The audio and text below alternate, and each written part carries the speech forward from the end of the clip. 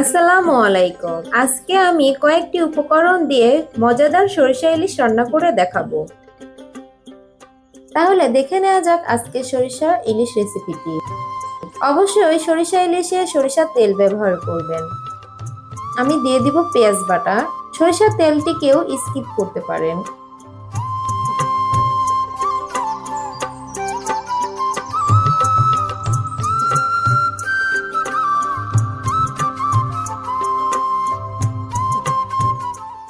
দিয়ে দিব সরিষা বাটা।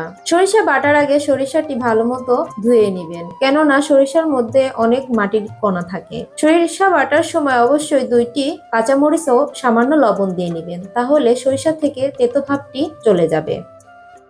দিয়ে দিব হলুদের গুঁড়ো, সামান্য লবণ।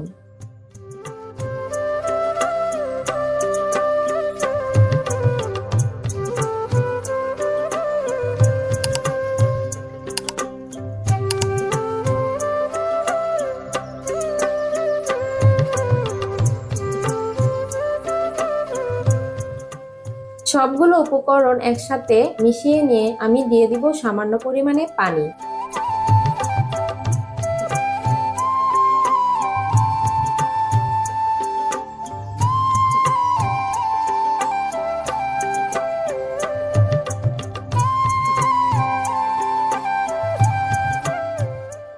ভালো করে মশলাগুলো কষিয়ে এলে দিয়ে দিব পিস করা ইলিশ মাছগুলো।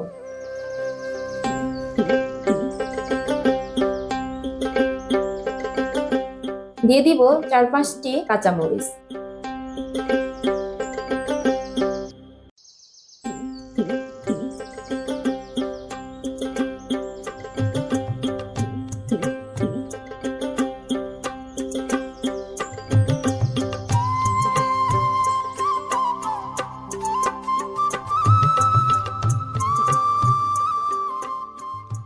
এই রান্নায় মশলার বাহাদুরি নেই বললেই চলে। সামান্য 2-3টি উপকরণ দিয়ে কিন্তু আমি রান্নাটা সেরে ফেললাম। আসলে উপকরণ অল্প হলেও স্বাদ কিন্তু কম না। অবশ্যই আপনারা আমার এই রান্নাটি একবার হলেও করে দেখবেন।